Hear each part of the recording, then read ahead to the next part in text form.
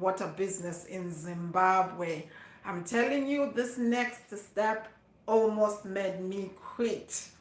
So I'm not gonna take too much time.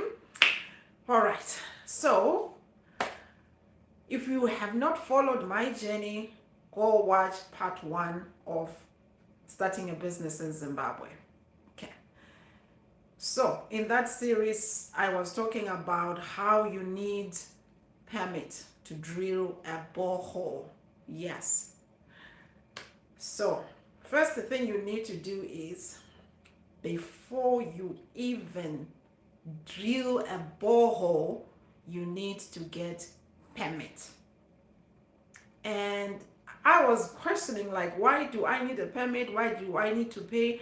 And when I was doing my research, I discovered it's a necessary step because they want to avoid over extraction in the same area. So that's why you need your permit. So if you don't have your borehole permit, I would recommend you go and get it right away. And last video I said why you should pay for it right away, because you don't want those charges to accumulate over the years.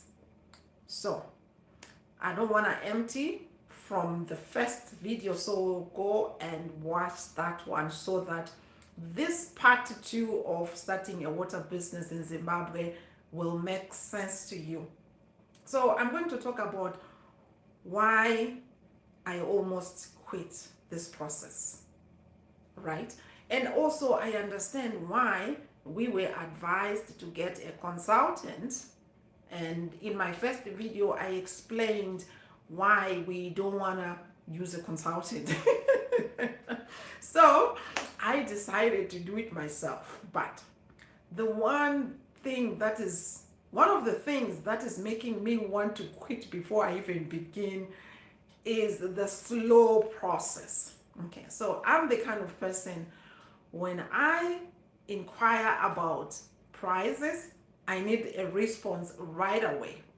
So what I did, because I'm looking into step two, so I sent like kind of a message looking for a quotation, and the office has not gotten back to me yet. So one thing I am learning when you're doing in business in Zimbabwe, learn patience. If you don't have patience, you will quit right away.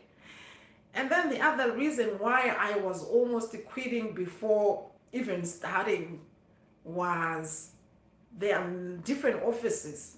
And the first office, so we talk about they need to test the water. So the charges for them to test the water depends on your location. Okay, so if you're within Harare, like maybe 10 kilometers within Harare, that means your charges can be a little bit less. Oh, let me just share this to my WhatsApp. Sorry guys, I was sharing on WhatsApp. So if you're just joining, what I've realized when you're doing business in Zimbabwe, learn to be patient. It's not like here where you send an inquiry, they get back to you within 48 hours. Yeah, I know some areas here too, they take time, but if you're someone like me who wants feedback right away after asking, then you need to be patient. So I'm learning to be patient because I'm not patient, but now I'm learning to be patient if you really want to do business in Zimbabwe, right? So that's one thing. And then the second thing, what I was saying is they need to test the water and their charges, right? So right now, I haven't really figured exactly how many offices we'll need, because there are different offices to go. But for now, we are looking for companies that test this water. So I sent an inquiry, but I just got rough figures. So depending where you are. So if you are within Harare, the transportation cost they will charge you will be less. They say within one of the companies I saw, they said $95 if you are within 10 kilometers of Harare. That means if you are in the rural area, those costs will be more. So the minimum I am sure of. So I'm waiting for a the right quotation, because I'm gonna need to tell them the location where the water is, and also we can figure out how the distance, right? So once that's figured, I will know the exact amount. But so far, just for water testing, they are testing for a lot of things. E. coli, they're testing for minerals, they are testing for a whole bunch of things. So this is just one of the offices. I know definitely we were told there are 3 offices for now, but then when you do back and forth, it means there's gonna be a lot of back and forth. But then the challenge I'm finding in Zimbabwe is sometimes people's phones, they don't have, what can I say? Like they don't have, the batteries are done because the electricity, they cannot charge their phones. And last time when I checked, it was raining, so there was not much sun.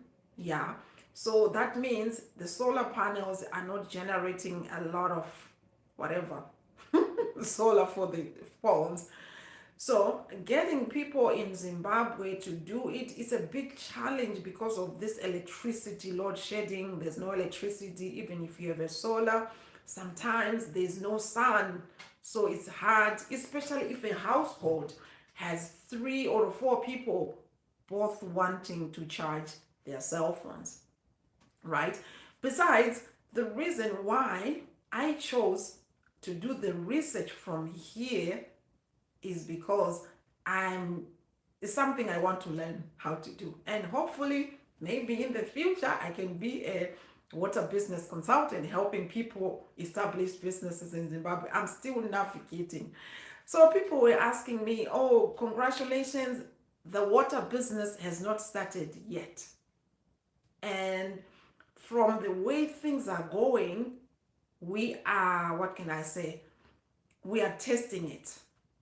And I don't know if we are going to go ahead with it.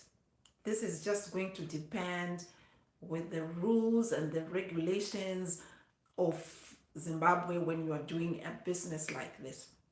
But one thing that is making me kind of discouraged is, okay, so if they test the water and they realize this water is not for consumption, that means they might be need to hire a facility for water purification. So you can see the bill is going up already.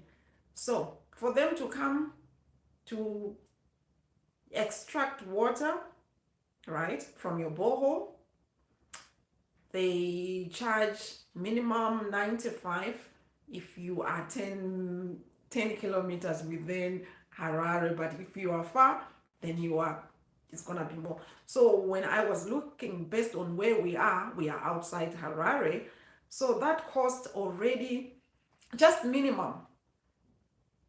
The reason why I'm saying just minimum is because what you see is not what you get. I remember when we did the borehole, we were given a quotation, so we were good. And then what they do is they don't tell you everything right away. And then after they started drilling, and then they'll say, oh, by the way, we need to do double casing, this and that. They need more money. So if you are doing business in Zimbabwe, make sure you have extra money. Don't depend on the amount they say it's gonna cost you, because from experience, they would want more money because sometimes they don't tell you all the information. They just give you the figures to take you to the next step. And I think too, they don't want to overwhelm you by giving you a bigger figure, so they break it down For me personally, when I'm doing business, I prefer you give me all the whole staircase so that I know, can I do this or can I not do this? But when they break it down in pieces, like, oh, to come and test is 200, and then they start increasing costs depending on how they do their things. So that's another challenge. So that's why I said I almost quit. So if you are planning to relocate to Zimbabwe or wherever you are from, don't start when you are on the ground after you have retired.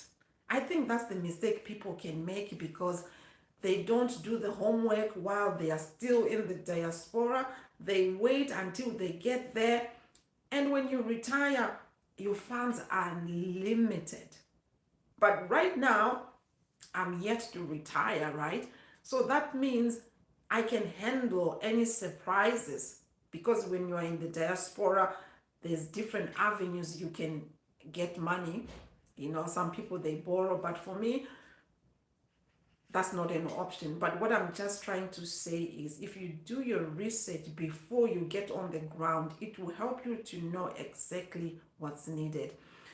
Because if you don't, by the time you retire, when you try to do those things, they are going to cost you more money. Sometimes it can eat all your retirement money. I've heard people's stories. They relocated, they were excited, they started a business, and within a few years, the business flopped because they underestimated the cost. That's why, before you retire, make sure you have at least a side income.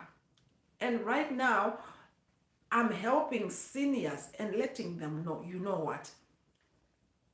Old age does not have to be scary anymore because what people are scared of old age, retirement, relocating to Zimbabwe is not having enough money. So make sure you learn how to do content creation so that when you retire, you have money coming in all the time. Let's face it, the pension money you will get, the CPP might not be enough. And then if you are relocating for good, there's also some implications on those benefits and taxes. So make sure you find out all that information.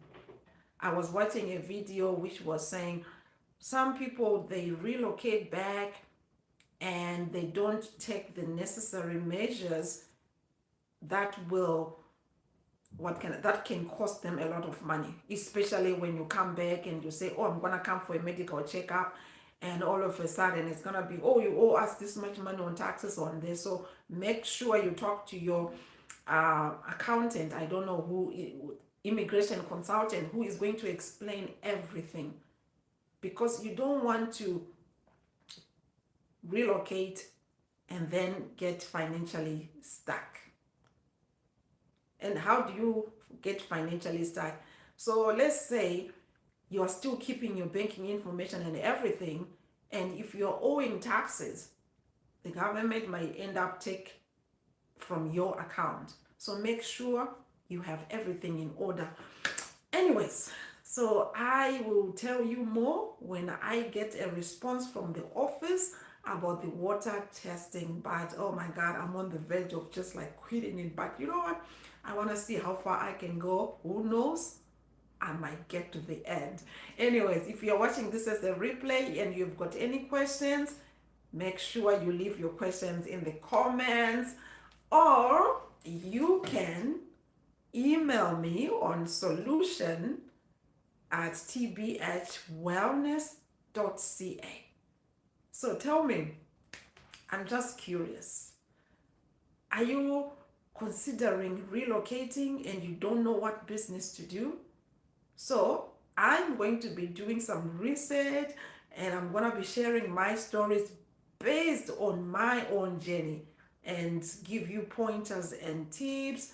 And another business people are doing in Zimbabwe, they're doing B&Bs. So more is coming. I know one lady, she commented on Facebook when I said, oh, I'm starting a water business. She says, oh, this is my kind of business. So, and I gotta tell you, I did research trying to figure out the step by step on YouTube on how to start a water business. I couldn't find any video. So that means this is content that people are looking for. So, guys, thank you so much. Don't forget to subscribe, like, and share. And oh, one more question.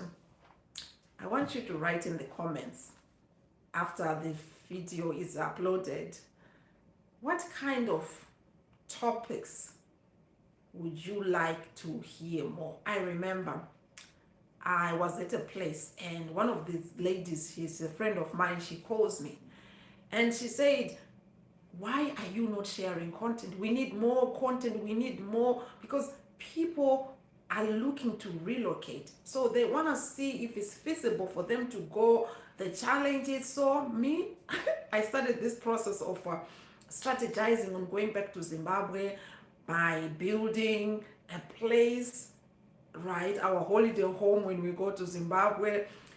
The process, I know the process of building, when to build, the best times to build, when when materials are cheaper. I actually did a video, so you can check on this on on this channel. You can also see that information I'm talking about. So tell me, what kind of content do you want me to create? So on this channel, I share relocation tips, especially for people who want to relocate to Zimbabwe and other places. And also, I also share migration tips for people who want to come here. So a few years ago, I started an employment agency because the goal was to help people come to Canada through work.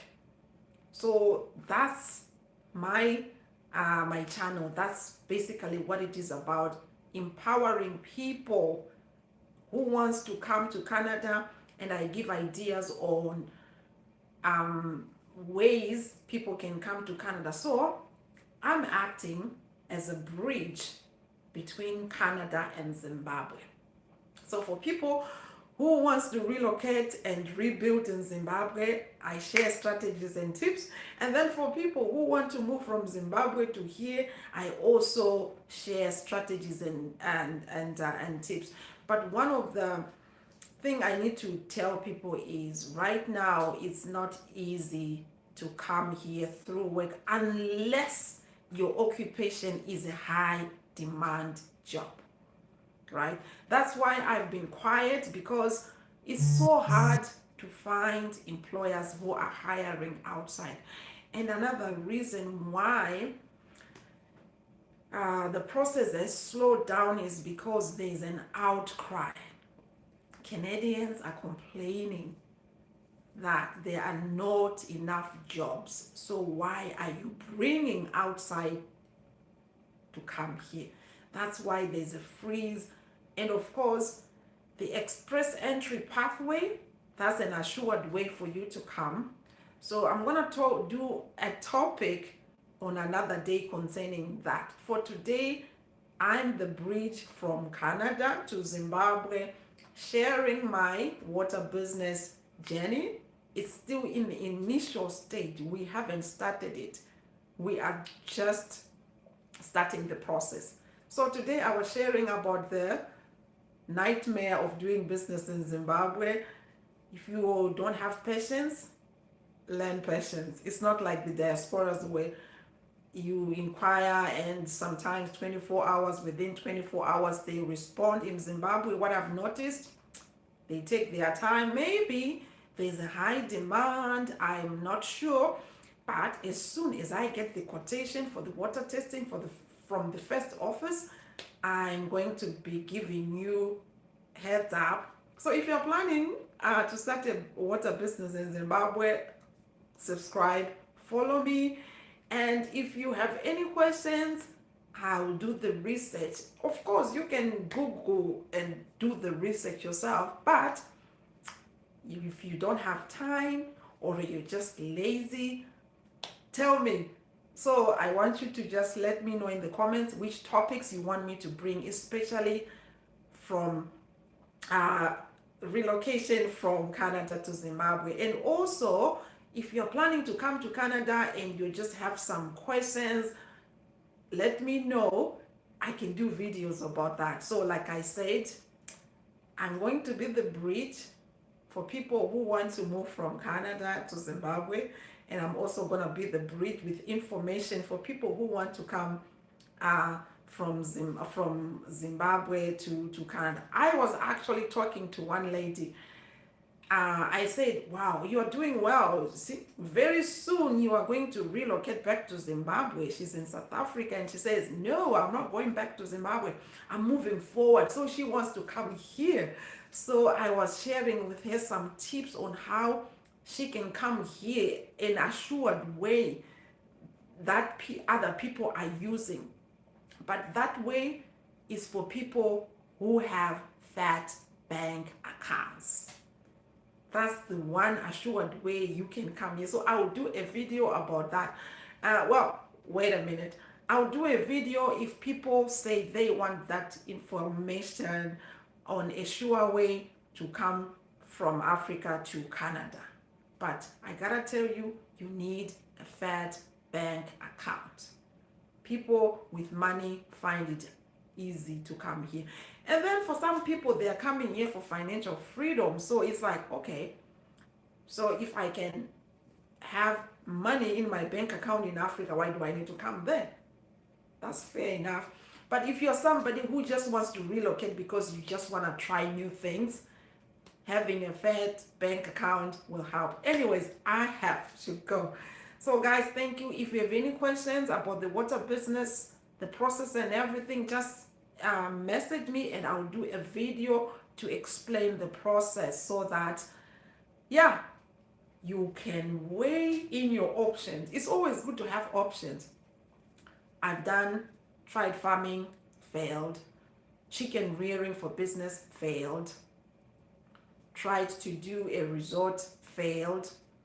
So with the the resort, whatever, the retreat, it failed because there was too much greediness, whereby you have to pay money before you even start the process. So it was like, okay, let's just drop this one. Anyways, thank you so much for coming. Don't forget to don't forget to subscribe, like, and share. If you know anybody who might want this video, share it with them. Thank you so much, guys. I appreciate you. Have an amazing, amazing day. Bye.